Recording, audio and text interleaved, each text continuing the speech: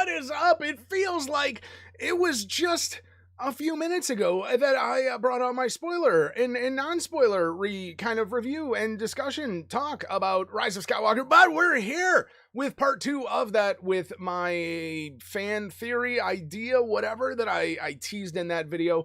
And this is kind of, in my opinion, the biggest issue that I've seen that people have with the movie, and I want to address it and talk about it, but then I also kind of want to add a layer of fan theory and what if to it. And so yeah, let's get into it and discuss it. If you have any ideas, opinions, whatever, let me know down below. Even if you just think I'm batshit crazy, let me know. But if you do that, let me know why you think I'm batshit crazy. Don't just say I'm batshit crazy and then don't back it up. I hate that kind of shit. I want to talk about it. If I am crazy, that's totally fine. I can completely cope with the fact that this might be a batshit out there idea that makes no sense whatsoever. But in saying that, if you have not watched Rise of Skywalker yet and you do not want anything spoiled, here's your warning. I'm going to do the same thing I did in the last one. Here's your warning. Back out now. Add it to watch later. Watch it once you see the movie. Come back. Watch this video once you see the movie. You've been warned.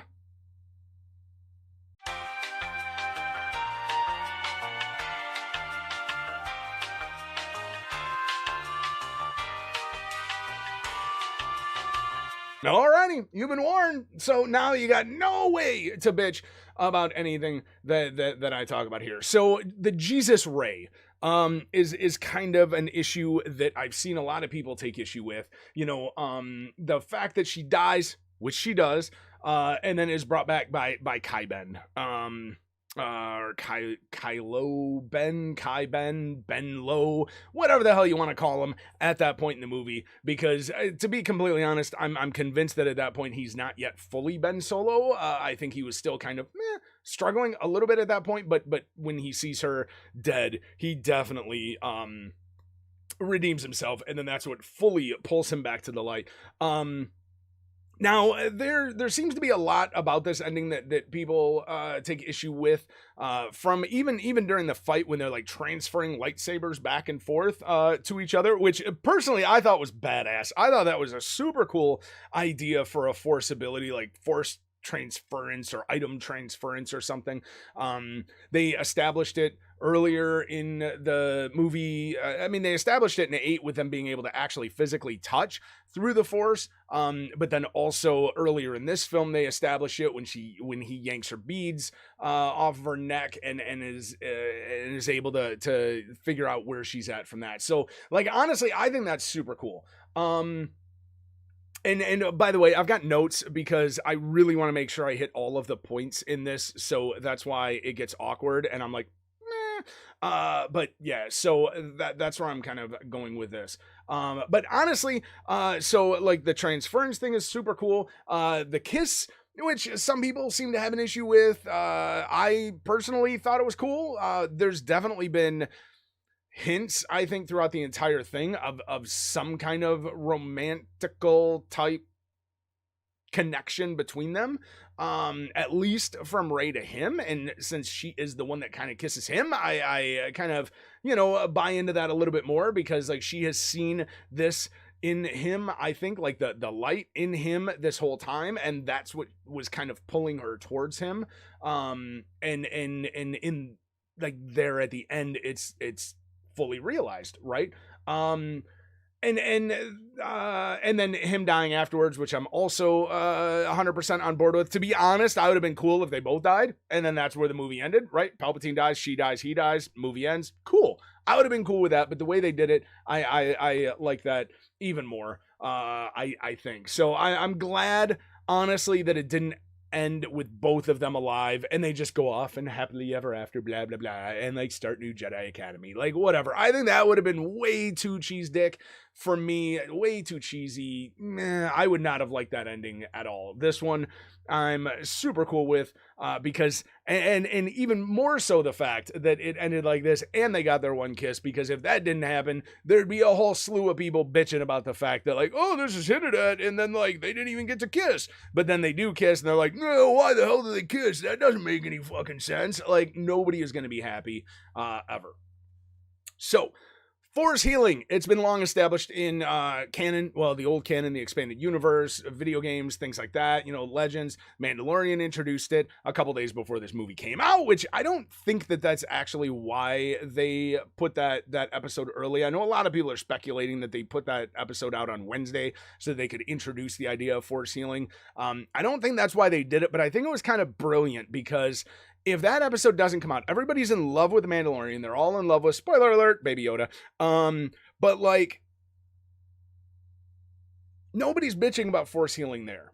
And I think it's because it's Baby Yoda and it's Apollo Creed, right? Like, if it wasn't Apollo Creed and Baby Yoda and that was just, if Rey was the first person to use that in the new canon, people would have gone batshit and lost their fucking mind, right? They just would have, because anything that Rey does, people have issues with. And it seems like that people are taking issue with a few things about this. One, that Rey even knows how to do it, which to me, all I can say is, dude, there's supposed to be a year between, supposedly there's a year between episode 8 and episode 9. She's been studying Luke's books. She's been studying with Leia, and Luke's books have all of the knowledge of the ancient Jedi, right? And Force healing has been a Jedi ability forever. And so I don't think that it's out of the realm of possibility that she could teach herself how to use it between training with Leia and having Luke's books. So I don't think there's any issue at all with that. And the fact that it's even possible that Luke himself has kind of been training her a little bit, right? Either talking to her, appearing as a Force ghost, whatever. Like, we see him appear to her on his island when she wants to just, for some stupid reason, become Luke and be run away from everything. But it doesn't say that like she hasn't seen him since then. So it's definitely possible. One of the other things that people are complaining about are the fact that like Kylo can even do this in the first place, right? If it is a Jedi power and not a dark side power, how would he even know about it? Which to me is kind of simply explained within this movie, because Rey uses it on Kylo after she stabs him in the friggin' gut with a lightsaber, and that is essentially what starts to bring him back towards the light. It may even turn him immediately then, but it definitely introduces the light side back to him, right? That call, it begins that true conflict back with him again, within himself again, that he didn't seem to have at the beginning of the movie. By the beginning of this movie, it seems to be firmly established that he is on fucking board with all things dark side, all things Sith, right? That's just, he's on board. He's gonna be the biggest asshole he can possibly be, and the biggest, baddest dark side Force user, Sith, whatever, that he can be. By the way, it's also not really established that he is Sith. He doesn't have the title Darth. It's not really mentioned. I mean, it is, but it isn't. So like, but I'm going with the fact that he was Sith. So she uses it on him, and he, the way that she explains it actually is she takes her own life essence, her own Force, and puts it into the being healed, right? So that is going to reinforce the connection between Kylo and Rey, right? They already had this emotional connection. They've established a physical connection multiple times before this, and now they have a literal Force connection. And then they even say, they explain that they're a dyad in the Force, right? That they are two Force beings that were split that they were one Force being that was split into two, and blah, blah, blah. So this is starting to reunite that. So the fact that he would be able to then know how to do it, I don't think is all that big of a stretch, especially in Star Wars, where we seem to see leaps of logic made with people figuring shit out willy friggin' nilly, right? Just out of instinct. Now, my personal theory, where this gets into a bit of fan theory and where people may call me batshit crazy, is the question of What did Vader start that he never finished? Right? This question is established multiple times with Kylo when he's communing with Vader. And we don't know if he's actually communing with Vader, right? If Anakin's actually talking to him. I don't think it is. I think he's just hearing he's just reinforcing his own ideas with Vader's voice in his own head, right? But it's been established that the first planet that they're on in this movie is Mustafar. So we have to assume that Kylo has spent time on Mustafar. He is obsessed with all things Vader. We know that from 7. We know that from 8. We know that from the beginning of this movie. That's where he finds the Sith Wayfinder, aka Holocron. So I can only assume that he has looked into / studied / learned as much as he could about Vader, Anakin, and everything involved with him. So what is it that drove Anakin to the dark side, right? The fact that he wanted to figure out how to save the people he loved from dying, right? He wanted to save Padme.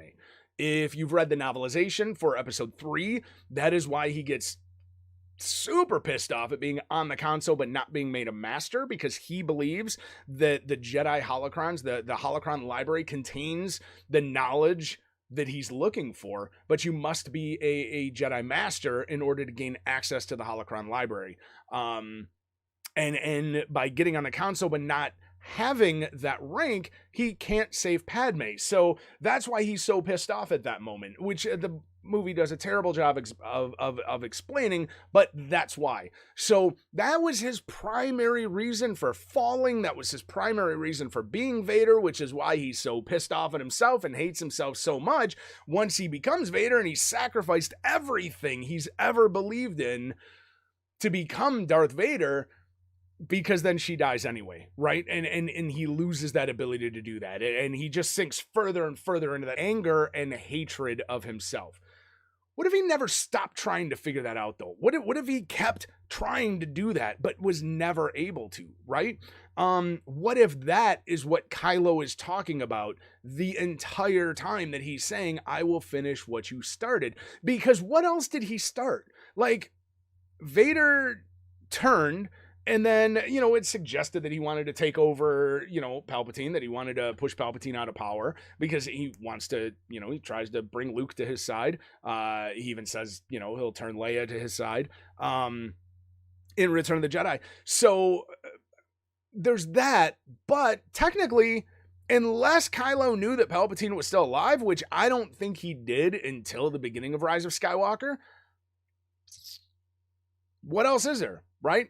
Now, if this whole theory could be thrown out, if he knew that Palpatine was out there, or if he thought it was possible that Palpatine was still out there, and that's why he was going with Snoke, that's why he was doing all of this, to be able to defeat the Emperor. And I think both of those could be possible, but seeing the movie the way we've seen it, and with it ending the way that it does end, I think that's what it is. And in that way, I think Kylo fulfills the destiny that he's been wanting to do, which is why I'm so happy that he kind of died the way he did, right? He saved her, he kept her from dying. Technically not, he brought her back to life, but yeah, man, like what a cooler story than that for Vader, who wanted him to like that wanted to learn this the whole time. And then, you know, if Kylo was studying that and wanting to do that, but then like he's been dark side, so maybe he was blocked off from that ability, right? Like we hear Palpatine talk about Darth Plagueis being able to save himself, but not others, right? And so, because Anakin even says, you know, the Sith are selfish. It's all about themselves, right? It's all about personal power, personal glory, not so much glory, but personal power.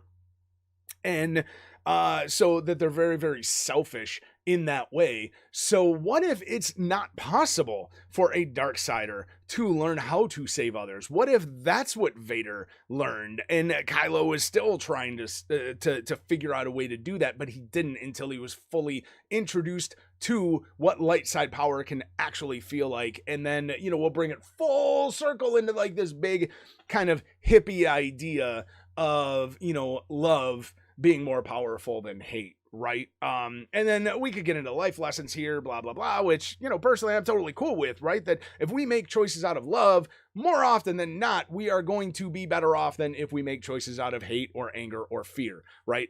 Choices out of fear generally tend to end pretty awfully for us, whereas choices out of love, if they're made selflessly out of love, nothing really bad can come from it. If he did want to complete or finish what Vader started, and that is what Vader started, well friggin' done. And I think it's a pretty damn cool idea.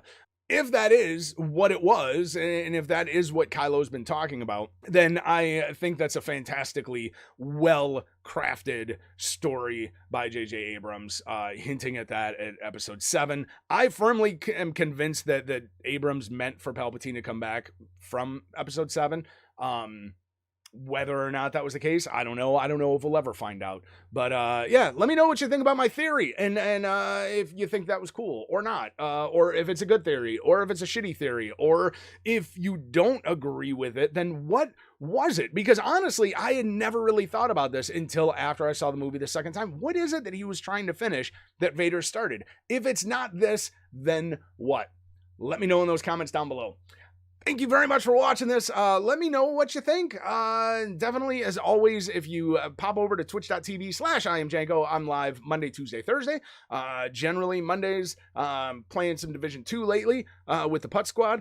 Tuesdays, I'm going to be doing basically just talk shows every Tuesday. And then Thursdays, I'll be playing something else. But all of that information is coming out in another video that's going to be live New Year's Eve, kind of describing what's coming up with the channel, both here on YouTube and on Twitch moving forward with the new year. And there's going to be a new playlist here on the channel. There's going to be a new series that I want to do. So definitely, if you haven't subscribed yet, please do if you like hearing me talk about shit, because that entire playlist is just going to be me telling stories from my life, because I've had a crazy friggin' life. But anyway, talking about that kind of stuff. So please hit subscribe if you haven't, but definitely let me know what you think about this theory. Stop into my Twitch channel. Let me know. I'm always down to have these discussions, especially now that we're a week and a half, almost 2 weeks from the movie's release. I'm totally down to talk about it on stream. So stop on in sometime. Let's talk about it. If you don't want to stop in there, let me know down below. I will answer all comments. And I just want to keep this discussion going, because truly, if it's not this, then what? So thank you guys very much for your time. I know that you can't get that back, so the fact that you choose to spend your time here listening to me rant and talk about stuff means the absolute world to me. Thank you very much. I love you guys. You guys fucking rock. And I will see you later. And until I do, I hope that you keep on living the dream.